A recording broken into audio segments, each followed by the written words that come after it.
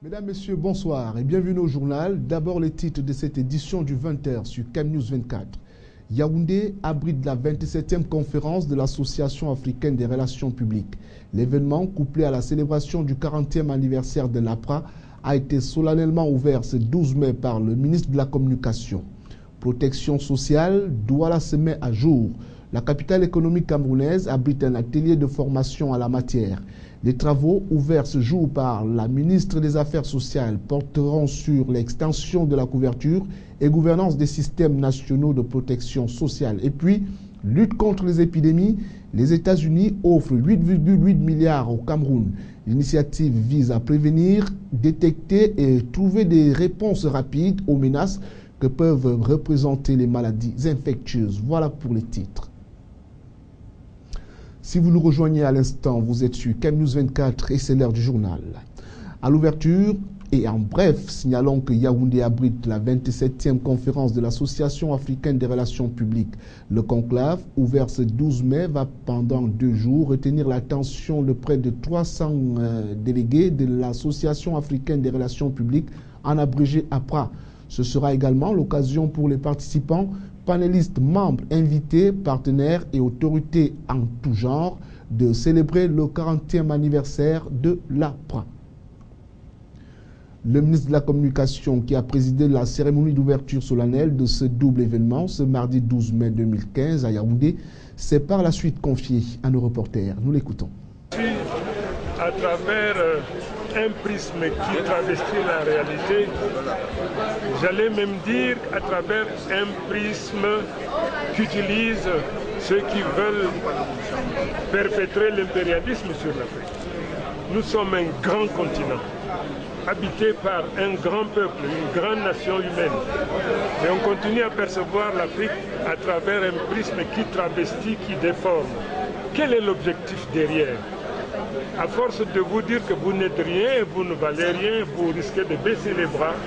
L'objectif derrière, évidemment, c'est de piller les fortunes de l'Afrique. Il est question donc pour les Africains eux-mêmes de se réveiller, de prendre conscience de leur être à travers le monde, prendre conscience des richesses que recèle le continent en général, le Cameroun en particulier. Nous sommes l'Afrique en miniature. Nous disposons de tout ce qu'il faut pour faire de notre nation une très grande, une très prospère nation. Regardez aujourd'hui l'image qu'on fait du Cameroun à travers le monde. C'est toujours à travers des stéréotypes, des clichés. Alors que nous sommes loin d'être cela. L'Afrique est en marche, le Cameroun est en marche. Nous serons émergents probablement avant 2035. Protection sociale, Douala se met à jour. La capitale économique camerounaise abrite depuis ce 12 mai un atelier de formation portant sur l'extension de la couverture et gouvernance des systèmes nationaux de protection sociale. L'atelier de Douala s'inspire du rapport mondial 2014-2015 sur la protection sociale récemment publié par les Nations Unies. Madame Catherine Bakambok, ministre des Affaires sociales, a ouvert les travaux de ces assises qui vont durer 4 jours. Apollinaire Mbonne et José Ngonga. Le rapport mondial 2014-2015 sur la protection sociale démontre que 50% d'enfants dans le monde vivent dans l'extrême pauvreté. 49% des personnes retraitées ne reçoivent pas de pension, 12% des chômeurs reçoivent des indemnités de chômage et près de 18 000 enfants meurent chaque jour des causes évitables. Fort de ce constat, le système des Nations Unies a décidé de voler au secours de cette tranche de la population qui ne bénéficie pas toujours des garanties sociales leur permettant de faire face aux aléas de la vie. D'où la tenue dans la capitale économique d'un atelier de renforcement portant sur l'extension de la couverture et gouvernance des systèmes nationaux de protection sociale.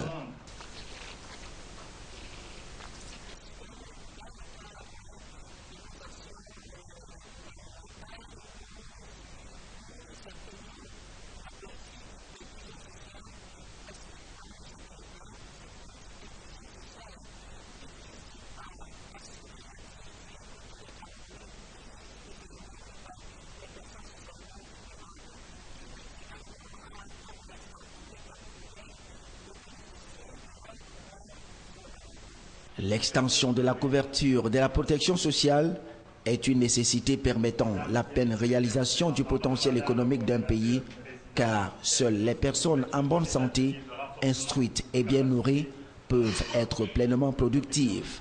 Pendant 4 jours donc, les participants au dit atelier seront édifiés sur le thème choisi pour ces assises de Douala.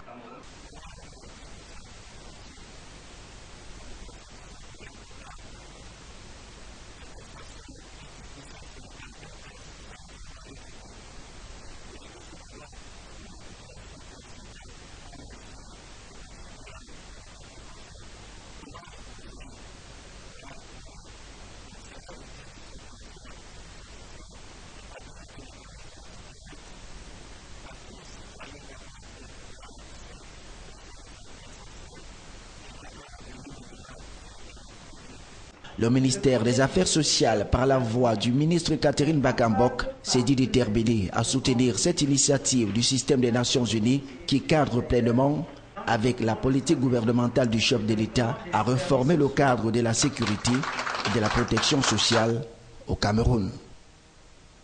Lutte contre les épidémies, les États-Unis offrent 8 milliards au Cameroun.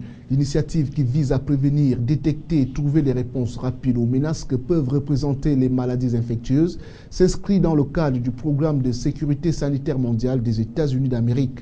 La cérémonie relative s'est tenue lundi dernier à Yaoundé. Les détails dans ce reportage.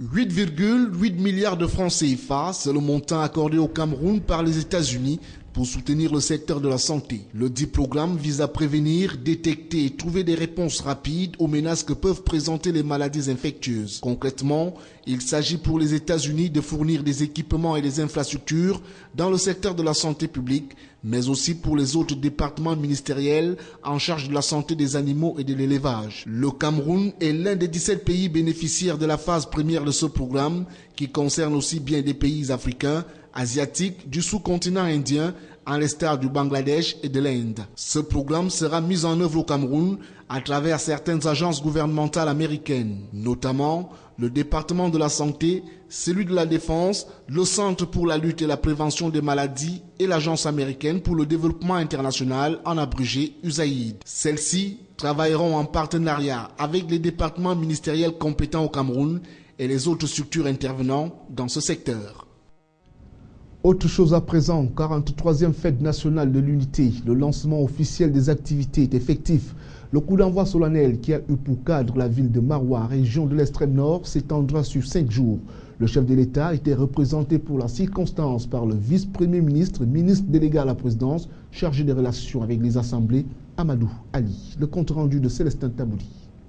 La ville de Maroua, capitale régionale de l'extrême nord, a abrité ce lundi 11 mai le lancement des activités marquant la 43e édition de la fête nationale de l'unité du Cameroun, célébrée chaque 20 mai. 3 temps forts ont marqué les manifestations qui ont eu pour cadre la place de fête de Maroua. Prières interreligieuses, discours et remise des dons spéciaux du chef de l'État ont ponctué l'événement. Le ministre de la Jeunesse et de l'Éducation civique, Pierre Ismaël Bidoumpat, dans son allocution de circonstance, a souligné que le choix porté sur l'extrême nord n'est pas fortuit. Pour le MINIJEC, le choix de la région de l'extrême nord par le chef de l'État pour les lancements des festivités du 20 mai rentre dans le cadre de la mobilisation autour des forces de défense en guerre contre Boko Haram et vis-à-vis des populations de cette partie du pays victimes des exactions de ce groupe terroriste. Le vice-premier ministre, ministre chargé des relations avec les assemblées, Amadou Ali, représentant personnel du chef de l'État dans son discours de lancement des festivités, a tenu à relever que l'organisation de la cérémonie de lancement des activités civiles de la célébration de la 43e édition de la fête nationale de l'unité à l'extrême nord constitue entre autres un acte fort de témoignage de l'ensemble des populations du Cameroun,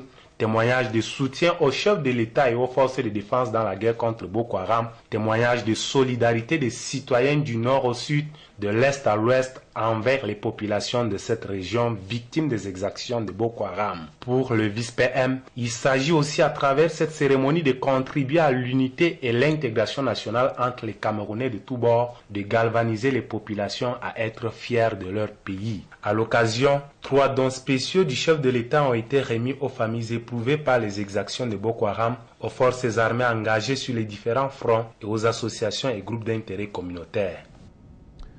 Déterminer les enjeux de la performance des entreprises liés à la motivation du personnel et renforcer le partenariat entre le Fonds national de l'emploi et les entreprises, Tels sont les objectifs poursuivis par la structure pourvoyeuse de main-d'œuvre au Cameroun et qui vient donc d'organiser à l'intention des entreprises un séminaire de formation avec pour thème l'impact de la motivation du personnel sur la performance de l'entreprise. Les détails dans ce reportage d'Éric Ticheux et Benoît Dogmont. Plus d'un observateur s'accorde à reconnaître que la réussite d'une entreprise repose sur la motivation de son personnel. Motivé qui devient, pour ainsi dire, l'élément essentiel en la matière, ne saurait être ignoré par les employeurs. C'est donc pour mieux ressortir la place qu'occupe la motivation du personnel que la structure pourvoyeuse de main-d'œuvre au Cameroun a organisé à Douala un séminaire à l'intention des entreprises de la place. Le patronat qui prend activement part aux assises ne manquera pas de jeter un regard sur la thématique retenue pour l'occasion, à savoir l'impact de la motivation du personnel sur la performance de l'entreprise. Ça peut être un environnement de travail plus agréable, ça peut être la mise en place d'une couverture santé. Bref, les éléments sont très importants, il n'y a pas d'éléments modèles. Généralement, on pense qu'il faut donner au personnel un peu plus d'argent, le payer un peu plus, lui donner des gratifications, mais ce n'est pas tout. Loin d'être une simple question de finances, la motivation est l'ensemble des forces qui agissent sur une personne ou à l'intérieur d'elle pour la pousser à se conduire d'une manière spécifique, une notion qui se distingue du dynamisme, de l'énergie ou du fait d'être actif. C'est dans ce contexte que le Fonds national de l'emploi, dans sa mission d'appui aux entreprises, a bien voulu permettre aux participants de mieux appréhender la valeur du personnel motivé dans la performance de l'entreprise. Notre motivation vient du fait que nous sommes au quotidien dans les entreprises pour collecter des offres d'emploi et pour conseiller les entreprises. On s'est rendu compte qu'il y a un réel problème de motivation du personnel dans beaucoup d'entreprises. La rencontre visait donc à cerner la notion de motivation du personnel, ses différentes formes, déterminer les enjeux et la performance de l'entreprise liée à la motivation du personnel et renforcer le partenariat entre le Fonds national de l'emploi et les entreprises. Réhabilitation du centre pilote de formation au service civique de Langui, arrondissement de Pitoa, région du Nord, en marche. Les travaux champêtres prévus sur le site ont commencé. Cette réhabilitation du site avait été évoquée lors de la visite du directeur général de l'Agence du service civique national de participation au développement au mois de février 2015. Jusqu'à Raman Bounier et Bintou Akoum pour le récit. La visite de Taoussi, directeur général de l'Agence du service civique national de participation au développement, n'avait pas été un folklore. Depuis quelques jours, des jeunes volontaires sont à l'œuvre au fin de nettoyer ce site étendu sur une superficie de 2000 mètres carrés en attendant les pluies. Quelques bâtiments que vous voyez ici, que nous allons réhabiliter pour dortoirs, réfectoires. L'objectif de la visite du patron de l'agence du service civique se devait de faire un état des lieux des infrastructures existantes dans le site afin de le viabiliser et de le sécuriser pour que les jeunes volontaires du Nord puissent effectuer leur formation dans de meilleures conditions. Le nettoyage du site facilitera ainsi la tâche aux volontaires qui seront bientôt retenus. En lieu et place de Bintou Akoum, retenir Divine Happy. Voici à présent quelques brèves de l'actualité internationale de ce 12 mai 2015. Le bilan est pour l'heure imprécis, mais plusieurs dizaines de personnes sont mortes après le nouveau séisme qui a frappé le Népal. Le pays déjà dévasté par un tremblement de terre fin avril qui a fait plus de 8000 victimes. Les secousses ont provoqué des scènes de panique, notamment à Katmandou, la capitale. Elles ont été ressenties jusqu'à New Delhi en Inde. Pour rendre au FMI les 750 millions d'euros qu'elle lui doit, Athènes a puisé dans une tirelire spéciale, le fonds d'urgence de la Banque de Grèce, un compte obligatoire pour chaque État membre du FMI contenant des capitaux de réserve. Le remboursement a commencé dans un contexte très tendu. Le ministre des Finances est clair, faute d'accord avec ses créanciers, la Grèce risque d'être à court de liquidités d'ici à 2 semaines. La vidéo dérange au point d'avoir entraîné une saisine de l'IGPN, la police des polices. Révélée par une association, elle montre des images de violences policières sur des migrants à Calais. L'enquête doit déterminer si les membres des forces de l'ordre répondent à une agression ou sont coupables de violences gratuites. En janvier, une ONG avait déjà accusé la police de s'en prendre aux migrants. C'est le premier vol d'essai d'un A400M depuis le crash de l'avion de transport militaire d'Airbus qui a fait 4 morts et 2 blessés graves ce week-end en Espagne. L'appareil a décollé mardi après-midi de Toulouse-Blagnac, direction Séville. Les causes exactes de l'accident ne sont pas encore établies. Le plan alerte enlèvement déclenché aux eaux de Beauval après la disparition de 17 singes. Les victimes, des tamarins lions dorés et des ouistiti argentés, sont des espèces menacées et extrêmement rares. Une certitude pour les responsables du zoo, le ou les ravisseurs sont des connaisseurs. Interdits à la vente et à la détention chez des particuliers, les singes sont aussi très difficiles à nourrir. À retenir de cette édition du 20h, Yaoundé abrite la 27e conférence de l'Association africaine des relations publiques.